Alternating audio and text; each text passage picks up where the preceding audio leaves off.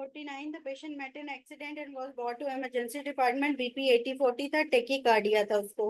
लो urinary output after catheterisation है.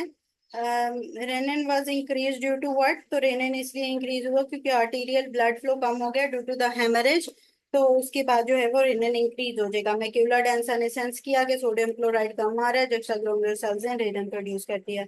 50 vitamin D resistant rickettsia या rickets अकर इन फैंकनी syndrome. और ये मुझे कोई बताएगा कि जेनेटिक्स में याद है ये क्या है? एक्स लिंक्ड रिसेसिव या डोमिनेंट?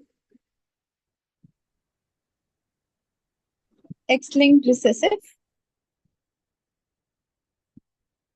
नहीं, एक तो डोमिनेंट ही बचा पीछे. ठीक है, एक्स लिंक्ड डोमिनेंट्स की फॉर्म में आता है. एल्पर्ट सिंड्रोम. इसमें आती है, ये फेयर निमोनिक है जिसमें फैनकोनीज, Alport, I say I am forgetting, and रीस आर से रिटर था. तो किसमें ये मोस्टली को डोमिनेंस में आते हैं. को डोमिनेंस में भी आते हैं, लेकिन अगर मेनली अगर मैं देखूं तो क्या आ जाता है उसमें? एक्स लिंक किसमें मेनली किसमें आ जाएगा? डोमिनेंट वाले में. ठीक है. और फेयर का निमोनिक. ठीक है. आई से तो उसमें निमोनिक में मेरे ख्याल से आई से कुछ शायद बनता था कि नहीं बनता था, लेकिन इट्स लाइक के फैंकनी एल्बर्ट और किसी चीज आपने क्या बताई है? मैम आर से वो था, क्या उसे कहते हैं, rickets resistance, vitamin D resistance rickets. Syndrome के साथ जो है वो यही आता है. ठीक है. उसके बाद है 51. In nephrotic syndrome oedema is due to what? तो डिक्रीज ऑनकोटिक प्रेशर. ठीक है. ऑनकोटिक प्रेशर किसकी वजह से होता है? एल्ब्यूमिन प्रोटीन की वजह से.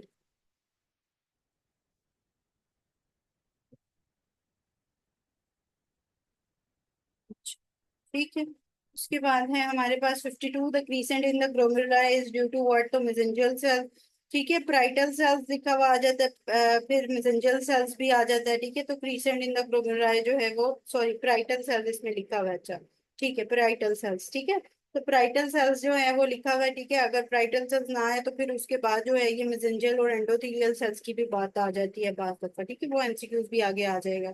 ब्राइटल सेल्स को मेनली याद रखते हैं. 54. The decision between the dialysis and transplant is what? तो क्रेटेरिन क्लियरेंस पे डिपेंड करता है डिसीजन. ठीक है. डायलिसिस के लिए, इसके लिए हमें डायलिसिस के लिए निमोनिक याद है, AEIOU का निमोनिक यूज किया जाता था डायलिसिस के लिए. acidosis, electrolyte imbalance, intoxication, ji. and uremia. Ji. IOU. ओ से क्या है? Overload. ओवरलोड. Very good. ठीक है. तो जो इंटॉक्सिकेशन है ये इलेक्ट्रोलाइट इम्बैलेंस वगैरह में फिर हमारे पास ये क्रेटिनिन क्लियरेंस वगैरह का आ जाता है. ठीक है. Question number ma'am 50. ई से क्या है? ई से क्या है? सॉरी, मैम ई से क्या है इसमें? Electrolyte imbalance. Electrolyte imbalance. Thank you. Question number अब आ जाता है हमारे पास वर्ड के हम कर रहे थे 57. The 5-year-old girl is brought to the physician because of the facial swelling. ठीक है. And puffy eyes and swollen lungs. She had a history of mild cellulitis after a mosquito bite 3 weeks ago, and her 8 minutes. And her urine sample shows a reddish brown hue, contains both RBCs and proteins. तो Cola coloured urine या reddish brown ह्यू के साथ हमारे पास कौन सा आता है? Post streptococcal glomerulonephritis. ठीक है. पोस्ट स्ट्रेप्टोकोकल ग्लोमेरुलोनेफ्राइटिस के अंदर हमारे पास जो है वो कोला कलर्ड यूरिन जो है वो एसोसिएशन हो जाती है. ठीक है. लेकिन इसके अंदर क्योंकि फेशियल पफिनेस वगैरह भी लिखी हुई है, अगर यहाँ पे मिनिमल चेंज डिसीज के साथ, अगर यहाँ पे मिनिमल चेंज डिजीज के साथ एसोसिएटेड आ जाता तो फिर हम उसकी तरफ भी जा सकते थे, लेकिन क्योंकि कोला कलर्ड यूरिन वगैरह आ गया और उसके अंदर पोस्ट स्ट्रेप्टोकोकल ग्लोमेरुलोनेफ्राइटिस में सब एपिथेलियल इलेक्ट्रॉन डेंस हम्स होते हैं. ठीक है. हम्स एंड डम्प्स की डिपॉजिट्स होती हैं, हम्स एंड लम्स वगैरह. ठीक.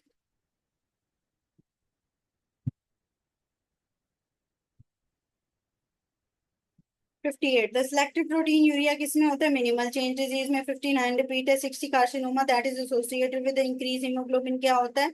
Renal cell carcinoma. ठीक है, उसके बाद 63 the pregnant lady of 12 weeks gestation lemonuria presented with the rigors and chills high grade fever है, तो क्या है? एक्यूट पाइलोनेफ्राइटिस है।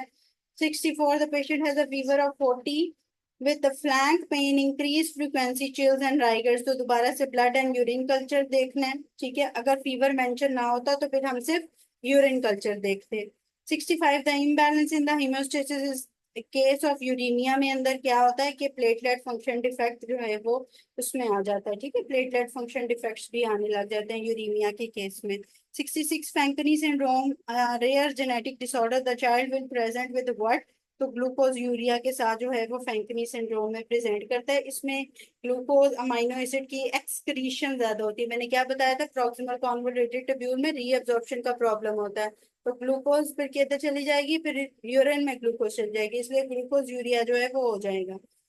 67 था 59-year-old patient known case of CRF present with anaemia due to what? तो एरिथ्रोपोएटिन डेफिशिएंसी होती है। नहीं, फैंकनी का निमोनिक नहीं है फेयर, वो एक्स लिंक डोमिनेंट का निमोनिक है फेयर, जिसमें फैंकनी था, एल्बर्ट सिंड्रोम था, और विटामिन डी रेजिस्टेंट रिकेट्स, जिसे फैंकनी सिंड्रोम के साथ ही एसोसिएट किया जाता है। ठीक है।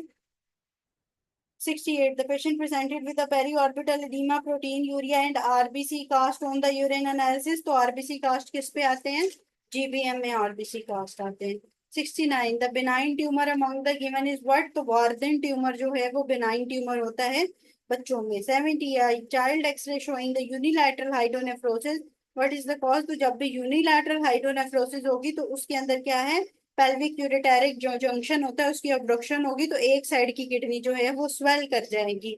71 which one rises significantly in end stage renal disease के अंदर केराटिनिन बढ़ता है। ठीक है। 72 a day following the hysterectomy patient complain of severe pain. ठीक है, हिस्टेक्टमी हुई है और स्वेयर पेन है in the right lumbar region of the back, which of the following structure was most likely damage? तो इंटर जो यूरेटर है जब हिस्टेक्टमी होती है, ठीक है, तो हिस्टेक्टमी में यूरेटर जो है वो मोस्ट कॉमनली अफेक्टेड होती है। ठीक है, कि हम पेल्विस की जो एनाटॉमी करेंगे उसमें भी आपको समझ आ जाएगा, जब हिस्टेक्टमी करते हैं तो यूरेटर क्यों डैमेज होता है। ठीक है। 73 IV urography of 8-year-old boy shows the normal right kidney but shows absent of the kidney on the left side and small shadow pear in the pelvic region. Cause क्या है उसकी? Pelvic kidney है। ठीक है, right side पे उसकी kidney नजर आ रही है और छोटा सा शेडो एक पेल्विक रीजन में नजर आ रहा है। ठीक है, तो उसकी तरफ क्या होगा? उसकी पेल्विक किडनी हो गई है। ठीक है, उसकी पोजीशन सही नहीं है। 75 विच of the following is the paraneoplastic syndrome of the kidney? तो पॉलीसाइथीमिया। ठीक है। 79 पे आ जाए अब। एएसओ टाइटर्स के अंदर क्या है? एएसओ टाइटर्स किसका मार्कर है? पोस्ट स्ट्रेप्टोकोकल ग्लोमेरुलोनेफ्राइटिस के अंदर। ठीक है, जिसमें स्ट्रेप्टोकोकल इन्फेक्शन होता है। 80 विच of the following is the action of oxytocin is the rejection of milk? इसका यहाँ पे वैसे कोई तुक नहीं बनता था ऑक्सीटॉक्सिन का, लेकिन चलो। 81 the patient having the hypokalemia, hypertension with the normal cortisol and VMA and raised aldosterone, most common क्या है? Conn syndrome. ठीक है, कॉन सिंड्रोम में क्या होता है? हाइपोकेलेमिक कंडीशन होती है, एल्डोस्टेरॉन रेज्ड होता है और हाइपरटेंशन होती है। लेकिन अगर VMA वगैरह अफेक्ट हो और हाइपरटेंशन हो तो फिर क्या आ सकता है? VMA ज्यादा हो, हाइपरटेंशन हो तो Pheochromocytoma. थियोक्रोमोसाइटोमा। 82 और noun case of CRF likely gland to enlarge क्या होता है? पैराथायराइड ग्लैंड इनलार्ज हो जाता है। ठीक है। 85 renal disease with the continuous elevated level of renal क्या होता है? डर्ट पॉलीसिस्टिक किडनी डिजीज होती है जिसमें रीनल लेवल इंक्रीज होते हैं। 20 years old patient presented with the increase urea correct and increase potassium level, तो जब ज्यादा होंगे, ठीक है, पेशेंट में एकदम यूरिया भी ज्यादा है, करंट भी ज्यादा है, पोटेशियम लेवल भी ज्यादा है, तो ये एक्यूट किडनी इंजरी आ जाएगी। ठीक है। 91 a patient is suffering from chronic renal failure and on dialysis, increase in parameter of blood is alarming, तो अलार्मिंग कौन सा पैरामीटर होता है? पोटाशियम का। ठीक है, हमेशा पोटाशियम जो है वो अलार्मिंग उसका पैरामीटर होता है, पोटाशियम। ठीक है। 92. An old lady presented in the medical emergency unconscious state. Her BP was 180, 90, temperature 39, pulse 90, labs uh, glucose 350 है, सोडियम 130 है, पोटेशियम 3.5 है, यूरिया 10 है। ठीक है, क्रॉनिक रीनल फेलियर की है कि हाइपरटेंसिव पेशेंट है। ठीक है, और कि क्या हुआ कि मेडिकल इमरजेंसी में आई विद अनकॉन्शियस स्टेट। ठीक है, फिर उसके बाद क्या हुआ, अनकॉन्शियस स्टेट उसकी यूरोसेप्सिस से हुई, और जितने भी इसमें लेवल जितने ज्यादा डिस्टर्ब होंगे, जैसे कि अगर सिर्फ पोटेशियम लेवल डिस्टर्ब होता तो उसकी तरफ जाते, अब इसमें ग्लूकोज भी डिस्टर्ब है, इसमें जो है वो यूरिया भी है, पोटाशियम भी डिस्टर्ब आ रहा है। ठीक है, हाइपोकिलीमिया की तरफ बात जा रही है, तो जिसमें सब जो है वो जब लेवल्स जो हैं वो डिस्टर्ब होंगे तो वो हमारे पास जो है वो क्रोनिक रीनल फेलियर के साथ आएगा। और जो पोटेशियम लेवल है वो 3.5 है, अभी हाइपो की स्टेट में है। ठीक है, हाइपर की स्टेट में नहीं गया, मतलब कि ये अभी इसका लेवल जो है वो फ्लक्चुएट नहीं किया। ठीक है, 3.5 से 5.5 तकरीबन नॉर्मल ही काउंट किया जाता है। ठीक है, तो वो भी सीकेडी के कंडीशन में जो है वो potassium level less likely to fluctuate होता है। ठीक है, तो अगर इस तरह की कंडीशन है जिसमें ओल्ड लेडी मेडिकल इमरजेंसी में आई है अनकॉन्शियस स्टेट में, और पोटेशियम तकरीबन नॉर्मल आ रहा है लेकिन ग्लूकोज भी ज्यादा है, बीपी ज्यादा है। ठीक है, और इस तरह जो सारा कुछ आ रहा है तो वो हमारे पास क्रोनिक की फॉर्म होगी। लेकिन अगर पोटेशियम ज्यादा आ जाएगा तो वो हमारे पास एक्यूट अटैक होगा। ठीक है, एक्यूट रीनल फेलियर के हिस्ट्री के साथ आएगी वो पे। ठीक है, तो ये दो डिफरेंस याद रखने हैं इन द सीकेडी एंड एके है कि उसके अंदर जो है वो पोटेशियम के लेवल्स ऑलमोस्ट ऑलमोस्ट हमारे पास नॉर्मल रह रहे होते हैं।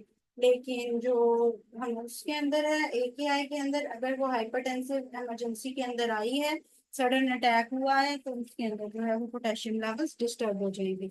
ठीक है, अच्छा, फिर इसके बाद है क्वेश्चन नंबर 94, 24, 25 जो है डाईहाइड्रोक्सी कैल्सीफेरॉल जो होता है वो किस में ज्यादा होता है, जब भी क्रोनिक रीनल फेलियर होगा तो 24, 25 डाईहाइड्रोक्सी कैल्सीफेरॉल होगा जो कि 1 to 5 में कन्वर्ट नहीं हो पा रहा है। ठीक है, 95 the hypercalcaemia and renal failure causes क्या है, पैराथायराइड हार्मोन का एडिनोमा हो जाता है। ठीक है, 96 a patient with the epistaxis, hematuria, saddle nose and granulomatous inflammation diagnosis is what?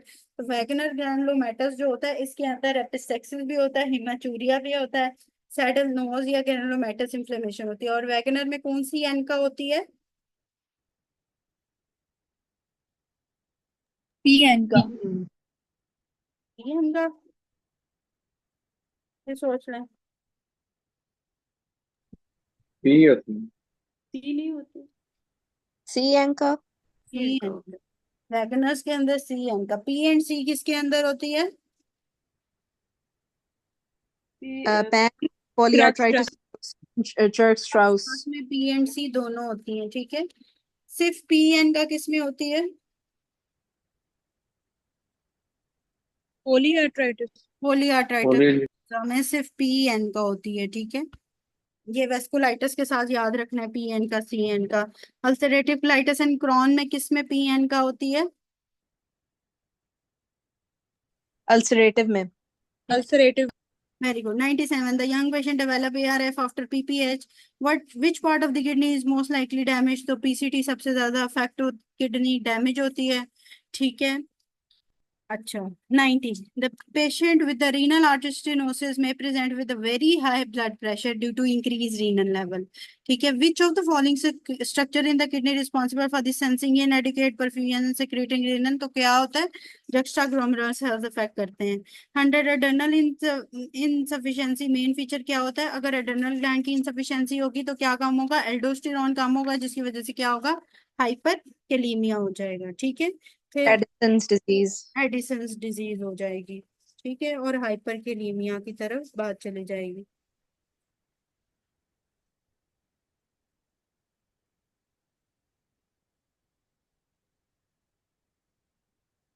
अच्छा, इसके आगे 106 the rectal biopsy was done, how to diagnose the amoeba infection, तो अमेबा जो है वो पैस पॉजिटिव होते हैं। ठीक है, इस तरह इनके इन्फेक्शन का पता चल जाता है। 108 there is an increase risk of carcinoma of bladder exposure to what, तो ऑराइल अमाइंस होते हैं। ठीक है, अमाइंस हमने पढ़े थे, उसके अंदर वो आ जाएगा। 109 फोकल सेगमेंटल ग्लोमेरुलोनेफ्राइटिस में प्रोटीन यूरिया जो है वो ज्यादा होता है। 110 long standing hypertension now shortness of breath oedema किसकी वजह से होगा, इंक्रीज हाइड्रोस्टैटिक प्रेशर से। रीनल एसोसिएटेड जो भी होगा या वैसे अगर सॉरी, इंक्रीज हाइड्रोस्टैटिक प्रेशर किसके साथ ये एसोसिएटेड होगा, यहाँ पे हाइपरटेंशन और कार्डिक एसोसिएशन आएगी, ठीक है। और बाकी जितनी भी रीनल एसोसिएशन है, सीएलडी की एसोसिएशन है, तो उसके अंदर जो है वो हमारे पास ऑनकोटिक प्रेशर की बात करता है, ठीक है, डिक्रीज ऑनकोटिक प्रेशर। ठीक। 111. The IV urograph of 80-year-old boy shows the normal kidney on the right side, but absence of the shadow on the left side. तो shadow on the left side भी absent है, फिर एक छोटा सा जो है वो instead the shadow pair above the bladder. तो क्या है, लेफ्ट साइड की पेल्विक किडनी है, नीचे की तरफ चली गई है। 112 वैगनर आईजीए नेफ्रोपैथी जो है वो बर्जर डिजीज के साथ एसोसिएटेड होती है, ठीक है। 113 द कैल्शियम स्टोन्स फॉर्मेशन में be prevented by quad through which process, तो कम्प्लेक्स फॉर्मेशन इसके अंदर होती है जिसमें कैल्शियम स्टोन फॉर्मेशन हो रही होती है। 114 the congenital erythropoietic porphyria is increase urine porphyrinogen 1, ठीक है। जो कंजेंटल एरिथ्रोपोइटिन पोरफायरिया होता है उसमें यूरिन पोरफायरिनोजन 1 जो है, ये यूरिन पोरफायरिन जो है वो ज्यादा होता है, ठीक है। यूरिन पोरफायरिनोजन की भी बात दफा बात करता है, या यूरिन पोरफायरिन, ठीक है, तो वो ज्यादा हो जाता है। 115 the lady with the CRF patient sample taken which is place in the refrigerator, ये वही है कि जब LDH आ जाएगा तो हमारे पास क्या बात आ जाएगी कि हिमोलिसिस ऑफ द ब्लड है, ठीक है। 116 के अंदर अब आप लोग बताएं, मेलर रैश अगर होगा, NTDS DNA पॉजिटिव होगा, प्रोटीन यूरिया होगा, तो ये कौन सी डिजीज होगी? सेली SLE SLE SLD, very good. 117 Addison disease patient present in emergency condition, तो कौन सी कंडीशन में आते हैं? एडिसन कोमा की कंडीशन में आते हैं, ठीक है, एडिसोनियन क्राइसिस में। 118 इन कुशिंग सिंड्रोम फॉलोइंग अगर, तो कुशिंग सिंड्रोम में एजीनोपीनिया होता है, ठीक है, ये हम एंडो में डिस्कस कर चुके हैं कुशिंग को, और उसके अंदर मैंने आपको बताया था कि उसके अंदर एजीनोपीनिया होता है। और एडिसन्स डिजीज के अंदर क्या होता है? न्यूट्रोपीनिया। लिम्फोपीनिया होते हैं, ठीक। लिम्फो या न्यूट्रोपीनिया? एडिसन्स डिजीज में जी। कुशिंग में क्या क्या होता है, पहले कुशिंग के पूरे करें। कुशिंग में एब्डोमिनल स्ट्राया होगी, हाइपरग्लाइसीमिया होगी। नहीं, लिम्फोपीनिया, न्यूट्रोपीनिया, जीनोपीनिया में क्या क्या होगा कुशिंग में?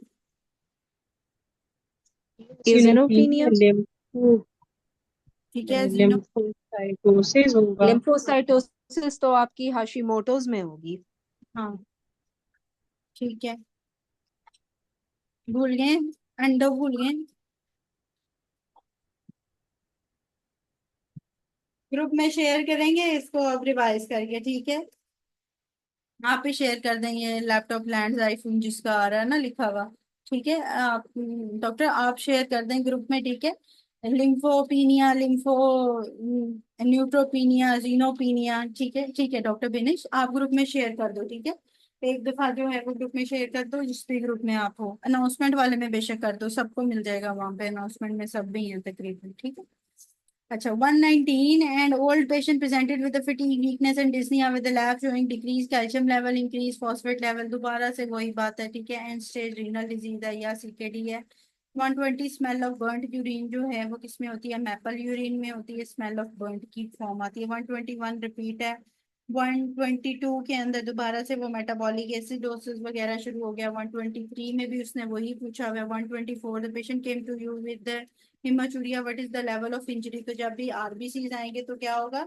ग्लोमेरुलाई डैमेज होगा, ठीक है।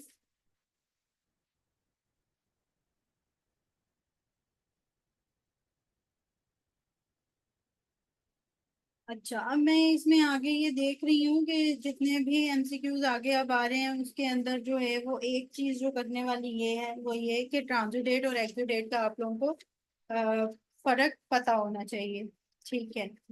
ठीक है, very good doctor RUSA.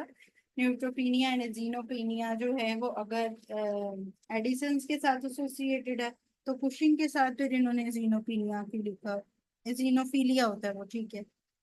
Decrease neutropenia and eosinophilia and lymphocytophilia, lymphocytosis जो है वो क्या है, उसके अंदर जो है वो एडिशंस में आ जाएगा। और एजिनोपिनिया और लिम्फोपिनिया जो है वो दोनों आ जाते हैं हमारे पास। लिम्फोपिनिया और एजिनोपिनिया जो है वो कुशिंग में आ जाते हैं। Very good doctor Lusa, thank you for sharing. ठीक है, ट्रांजिड्यूट और एक्जिड्यूट का अच्छा फर्क पता होना चाहिए। ट्रांजिड्यूट और एक्जिड्यूट में क्या होता है, ट्रांजिड्यूट होता है साफ साफ, ठीक है, वो कलरलेस होता है, ठीक है। और जो एक्जिड्यूट होता है वो गंदा होता है, ठीक है। वो क्या होता है, उसके अंदर इंफेक्शन, इन्फ्लेमेशन, मेलिग्नेंसी होगी, वो प्रूलेंट होगा, वो ब्लडी होगा, ठीक है। ट्रांजिड्यूट होगा, साफ होगा, उसकी स्पेसिफिक ग्रेविटी 1.015 से कम होगी। लेकिन जो एक्सिड्यूट है, जो गंदा है, उसके अंदर ब्लड वगैरह भी आ रहा है, तो उसमें स्पेसिफिक ग्रेविटी उसकी ज्यादा हो जाएगी। फिर ट्रांजिड्यूट में प्रोटीन कम होगी 3 से, एक्सिड्यूट में प्रोटीन ज्यादा होगी। ट्रांजिड्यूट में सेल काउंट भी कम होगा, एक्सिड्यूट में क्योंकि गंद बला ज्यादा होता है इसलिए सेल काउंट भी ज्यादा होता है, ठीक है। फिर ट्रांजिड्यूट में क्या होता है कि सीरम या जो प्लूरा की और जो सीरम की हम एलडीएच एक दफा काउंट कर रहे होते हैं वो भी 0.6 से कम होती है, ठीक है। और प्रोटीन भी जो है वो 0.5 से कम होती है, ठीक है। सिस्टेमिक इन्वॉल्वमेंट हो जाती है ट्रांजिड्यूट्स में, हाँ वेरी गुड, ठीक है। जिसके अंदर कोई कार्डिक प्रॉब्लम आ गई है, पोर्टल हाइपरटेंशन वगैरह आ गई, इस तरह की जो कॉजेज हैं वो हमारे पास ट्रांजिड्यूट्स में आ जाती हैं। जिसमें एलडीएच 0.6 से ज्यादा हो जाए या 0.5 से ज्यादा हो जाए, ठीक है, तो उसमें भी प्रोटीन जब ज्यादा हो जाती है तो दैट इज द एक्सिड्यूट, ठीक है। तो एक्सिड्यूट और ट्रांजिड्यूट का हमें पता होना चाहिए। और अच्छा, बाकी अब जो एमसीक्यूज हैं दे आर रिपीटेड, ठीक है। सारे वही एमसीक्यूज हैं जो अब हम डिस्कस कर चुके हैं। अभी तक का कोई, अगर आपका कोई क्वेश्चन है तो मुझसे पूछिए। Ma'am, I want to know a very, very, very easy way of remembering all the glomerular basement membrane changes in the nephrotic and nephritic diseases. ये जरा retain करना मुश्किल होता है। ठीक है, रिटेन करना तो आई नो इट्स डिफिकल्ट। आप लोग मैम वो डिपॉजिट्स की आप बात कर रहे हो कि डिपॉजिट्स याद करना जी, मुश्किल? exactly, exactly. ठीक है, अच्छा डिपॉजिट्स का ये है कि अगर तो मुझे कोई निमोनिक वगैरह या मिला उसका तो मैं आप लोगों से शेयर करूंगी। लेकिन कुछ चीजें होती हैं जिनके निमोनिक्स जो हैं वो एक तो मिलते भी नहीं है और बनते भी नहीं है। लेकिन कोशिश मैंने की है कि इजी वे में आप लोगों को समझा दूं कि इसके अंदर होते किस किस के हैं। तो आप जो टेबल इसमें डबल ए में पहले ही पेज पे जो टेबल गिवन है इसको जो है वो उसको याद कर लें, ठीक है। तो गुड पोस्चर का जैसे मैंने बता दिया कि उसका पोस्चर ठीक है तो लीनियर है। सब एपिथेलियल का मैंने बता दिया कि वो नेफ्राइटिस में बच्चों वाले और बड़ों वाले सब जो सब इन्वॉल्व हो जाएंगे तो वो सब एपिथेलियल में आ जाएंगे। तो एंडोथीलियल के लिए एसएलडी के ई से याद कर लो कि एंडोथीलियल विद एसएलडी सब एंडोथीलियल डिपॉजिट्स, ठीक है। तो वो इसी तरह ही याद होंगे, उसके अंदर और कोई अगर मुझे निमोनिक मिला तो मैं शेयर कर दूंगी फर्दर, ठीक है। अच्छा,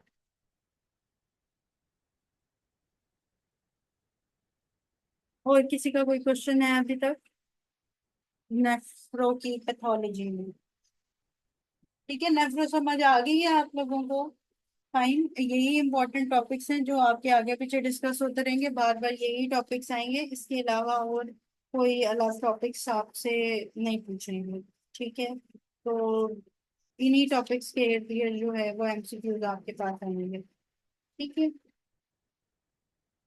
आप लोगों को सारा वो पता होना चाहिए कि कौन सा, अच्छा, कल एक चीज डिस्कस हो रही थी दैट वाज द पोटेंट या नॉन पोटेंट जो है वो, उसके अंदर एक छोटी सी चीज याद करने वाली वो ये है कि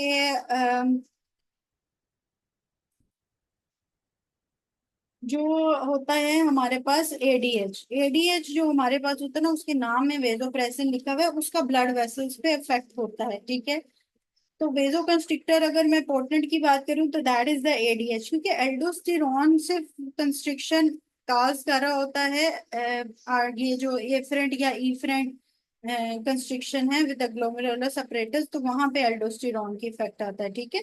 तो वहां पे जो एल्डोस्टिरॉन है सिर्फ वहां पे करता है क्रॉस। कल जो मैंने पिक्चर दिखाई थी उसमें एल्डोस्टिरॉन का एक फंक्शन था, ठीक है, तो वो हमने देखा था कि वो उसके अंदर जो है वो ग्लोमेरुलर अपरेटस पे कंस्ट्रिक्शन कॉज कर रहा था, ठीक है। तो ये उसका जो है वो इनिशियल इफेक्ट है, ठीक है। तो इनिशियल इफेक्ट के साथ अगर वो बात करेंगे तो फिर तो एल्डोस्टिरॉन के साथ ही आएगा, लेकिन अगर potent vasoconstrictor in the body की बात करूं तो ब्लड वेसल्स पे जो है वो एडीएच ही एक्ट करता है, ठीक है।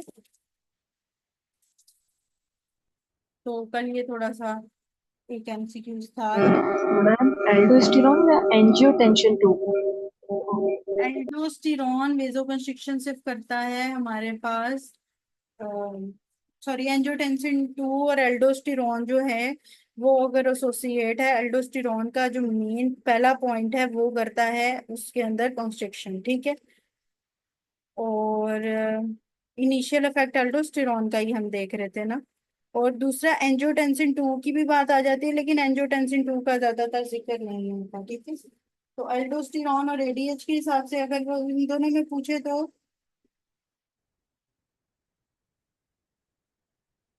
वेस्कुलर जो है या ब्लड वेसल्स पे जो इफेक्ट करता है दैट इज एडीएच, ठीक है। और वैसे एल्डोस्टिरॉन का जो है वो इनिशियल इफेक्ट जो होता है वो वेजोकंस्ट्रिक्शन का होता है ऑन द ग्लोमेरुलर apparatus, ठीक है।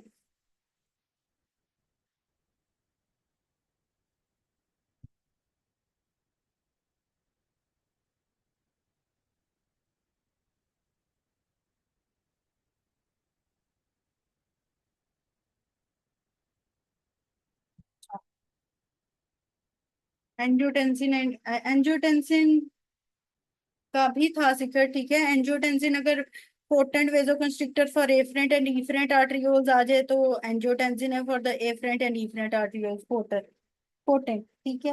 अगर वेस्कुलर पे आ जाए, अगर ब्लड वेसल्स की बात आ जाए तो एडीएच है। और अगर एल्डोस्टिरॉन की बात आ जाए तो उसका भी इनिशियल इफेक्ट, इनिशियल इफेक्ट में पढ़ा नहीं था एल्डोस्टिरॉन का कि उसका वेजोकंस्ट्रिक्शन करता है वो।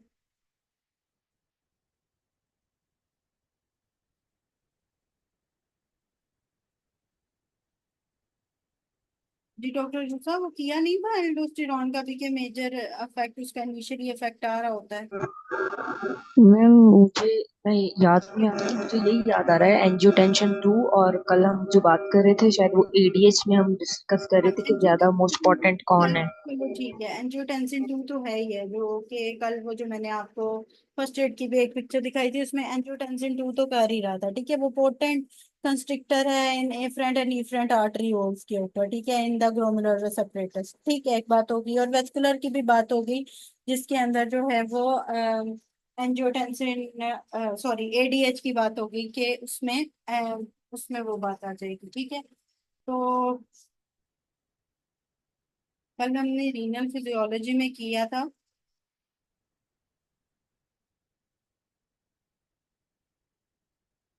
थर्ड एडिशन में 208 है, एमसीक्यू 209।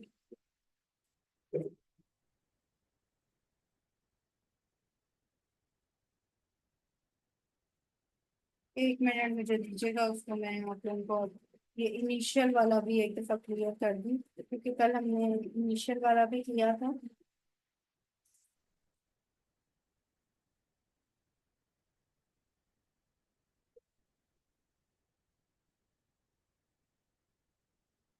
मैम वो एमसीक्यूज नंबर 80 था, जिसमें जिसमें था एंजियोटेंशन 2 शॉर्टेक्स फंक्शन। अच्छा वो एंजियोटेंसिन 2 था, ठीक है, सही है। वो एल्डोस्टेरॉन नहीं था, ठीक है, माय मिस्टेक इन दैट कि मैंने आज अच्छा वैसे सर्च भी करती रही थी तो उसमें एल्डोस्टेरॉन के साथ देख रही थी तो तभी वो एल्डोस्टेरॉन का आ रहा था, ठीक है। तो बस ठीक है, फिर वेजेंट अगर पोटेंट वेजोकंस्ट्रिक्टर नॉर्मली पूछा जाए तो दैट इज एडीएच। और अगर हमारे पास एफरेंट और इफरेंट आर्टिकुलर वेजोकंस्ट्रिक्शन का पूछ रहा है उसमें पोटेंट कौन सा है तो उसके अंदर फिर हमारे पास एंजियोटेंसिन 2 है। लेकिन ऑल ओवर जो है वो हमारे पास एडीएच पोटेंट है, ठीक है। तो ये दो चीजें याद रखनी है, बाकी रिपीट है सारे डॉक्टर साहब, बाकी रिपीट है। 126 में करवा देते हैं, एक मिनट।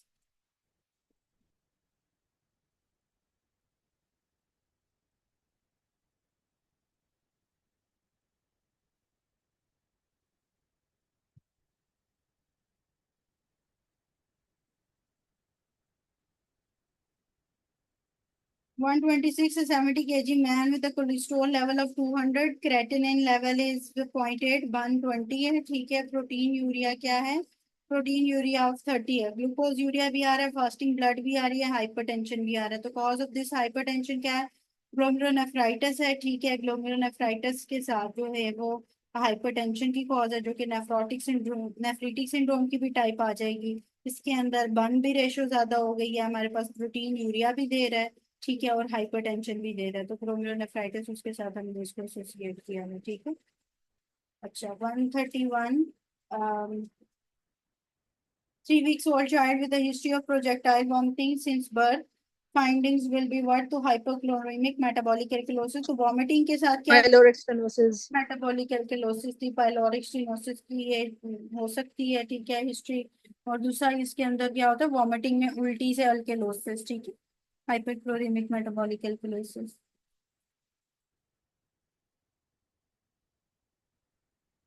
ठीक है। तो डायरिया में क्या होता है? अगर वॉमिटिंग में एल्कलोसिस होती है तो डायरिया में क्या होता है? acute में acidosis, एक्यूट में एसिडोसिस, एंड क्रोनिक या prolong diarrhoea alkalosis। Alkalosis. Very good, very good, ठीक है, ओके।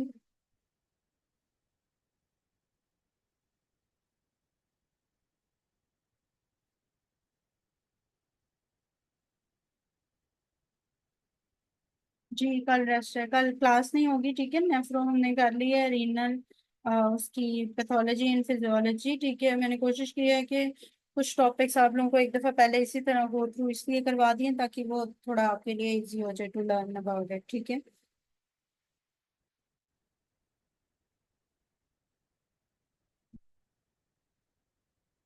अच्छा, कल ना एक और भी पॉइंट था जो मैंने आप लोगों को वैसे करवाया था, स्वेटिंग का और डिहाइड्रेशन का, ठीक है। तो वो उसके अंदर क्या क्या था? अगर तो एक तो ड्रिंकिंग ऑफ वाटर के साथ था ना, हमारे पास जो सीक्वेंस आता है ना वो ड्रिंकिंग ऑफ वाटर के साथ ही ज्यादातर आ रहा होता है, ठीक है। और जो स्वेटिंग या डिहाइड्रेशन के बाद की बात वो पूछ रहा होता है, जिसमें आफ्टर मैराथन मैंने बात की थी कि आफ्टर मैराथन अगर बात करेगा तो स्वेटिंग एंड डिहाइड्रेशन के बाद बात करेगा।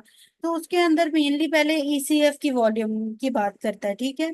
सीक्वेंस तो हमने आईसीएफ वाला हिसाब से पढ़ा होता है, लेकिन जो प्राइमरी डिहाइड्रेशन या स्वेटिंग है ना, तो उसमें आपने ईसीएफ के वॉल्यूम से कहानी शुरू करनी है, ये बात याद रखिएगा, ठीक है। मैंने मल्टीपल एमसीक्यूज भी देखे हैं, रफी के अंदर भी ये आपको वन लाइनर मिल जाएगा, ठीक है। जो प्राइमरी डिहाइड्रेशन या स्वेटिंग के साथ बात करेगा उसमें पहले ईसीएफ की वॉल्यूम की, फिर ऑस्मोलैरिटी की बात कीजिएगा, उसके बाद आईसीएफ का वॉल्यूम और ऑस्मोलैरिटी की बात आएगी, ठीक है। तो उसमें जो है ना वो सीक्वेंस जो मैंने कल थोड़ा सा बताया था उसमें थोड़ी सी चेंजिंग ये कर लें कि ईसीएफ के वॉल्यूम से उसकी डिहाइड्रेशन की बात करनी है। और अगर ड्रिंकिंग ऑफ वाटर के बाद की अगर मैं सीक्वेंस पूछूं तो उसमें सीक्वेंस बता दे कोई मुझे please. Increase ICF volume, decrease ICF osmolarity, ठीक है, increase ECF volume, decrease ECF osmolarity. ठीक है, सही है। और इसी तरह ही प्राइमरी डिहाइड्रेशन में हमने जो है वो ईसीएफ के वॉल्यूम, फिर उसको ऑस्मोलैरिटी, आईसीएफ के वॉल्यूम और उसकी ऑस्मोलैरिटी की बात करनी है, ठीक है। तो डिहाइड्रेशन या स्वेटिंग में उल्टा हिसाब है बहुत सारे एमसीक्यूज में, ठीक है। सीक्वेंस हम वैसे तो वही पढ़ते हैं लेकिन डिहाइड्रेशन में जो है वो उल्टा चलते हैं थोड़ा, ठीक है। तो ये दो चीजें याद रखिएगा, बाकी सेम है, ठीक है। डॉक्टर शिलाला, डायूरेटिक्स का थोड़ा सा कंफर्म कर दीजिएगा। जी, क्या कंफर्म करना चाह रहे हो आप डायरेटिक्स का? डॉक्टर शिलाला, जो पीसीटी है उसमें कल एक एमसीक्यू था या कुछ हम डिस्कस कर रहे थे, तो उसमें था कि ऑस्मोटिक डायूरेटिक्स है, तो उसमें कार्बोनिक एनहाइड्रेस इनहिबिटर नहीं आते उसमें पीसीटी में। बेसिकली हम डायरेटिक्स भी करते हैं, फिर उसके साथ ग्रुप में शेयर कर सकते हैं, लेकिन अभी ये थोड़ा सा सुन लो इस बात को। ये होता क्या है? हमारे पास जो डिफरेंट टाइप ऑफ डायरेटिक्स हैं उसके अंदर हमारे पास ऑस्मोटिक डायरेटिक्स भी हैं, ठीक है। उसके अंदर हमारे पास जो है वो कार्बोनिक एनहाइड्रेज इनहिबिटर्स हैं, थायराइड डायरेटिक्स हैं, लूप डायरेटिक्स हैं। और इसके अलावा जो है वो हमारे पास कौन से आहारी डायरेटिक्स आ जाते हैं? दे आर द कैलोस्पाइरोलैक्टोन डेरिवेटिव्स या पोटेशियम स्पेयरिंग डायरेटिक्स आ जाते हैं, जो मैनिटोल और कार्बोनिक एनहाइड्रेज इनहिबिटर्स होते हैं, ये दोनों जो डायरेटिक्स हैं, ये प्रॉक्सिमल कॉन्वोलेटेड ट्यूब्यूल पे एक्ट करते हैं, ठीक है। जहाँ पे जो मैनिटोल है वो वाटर की एब्जॉर्प्शन के साथ खेलता है, और जो कार्बोनिक एनहाइड्रेज इनहिबिटर है वो बाइकार्ब और सोडियम की एब्जॉर्प्शन के साथ काम करता है, ठीक है। लूप डायरेटिक्स जो हैं वो thick ascending loop of Henle पे काम करते हैं, जो ब्लॉक करते हैं वहां पे सोडियम पोटाशियम और क्लोराइड चैनल को, ठीक है। उसके बाद जो आ जाता है हमारे पास डिस्टल कॉन्वोलेटेड ट्यूब्यूल, वहां पे अर्ली पे जो है वो हमारे पास थायजाइड डायरेटिक एक्ट करते हैं डिस्टल कॉन्वोलेटेड ट्यूब्यूल पे।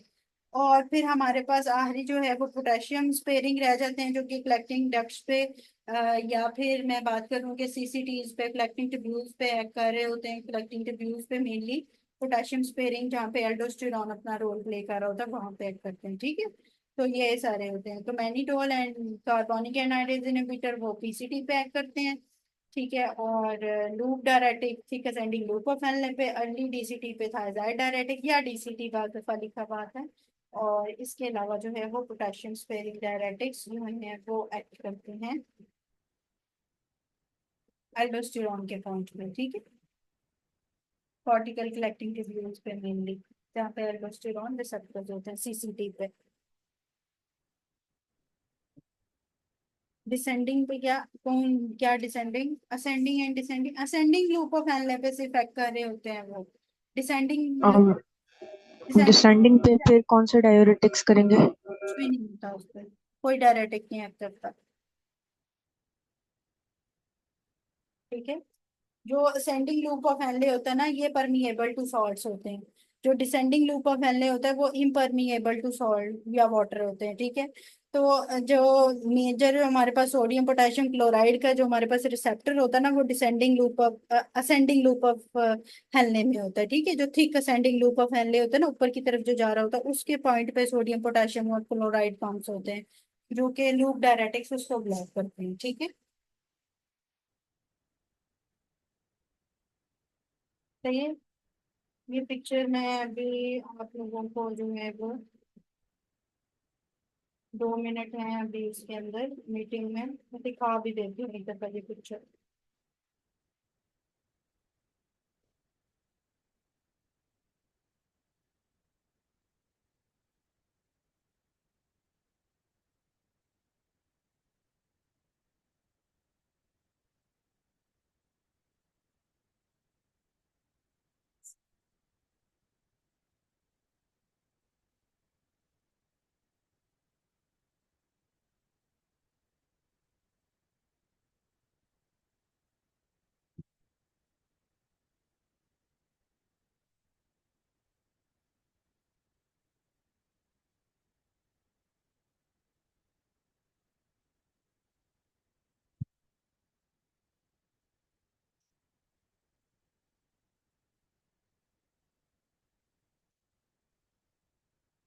ठीक है, ये है पिक्चर, ठीक है डॉक्टर रूसा।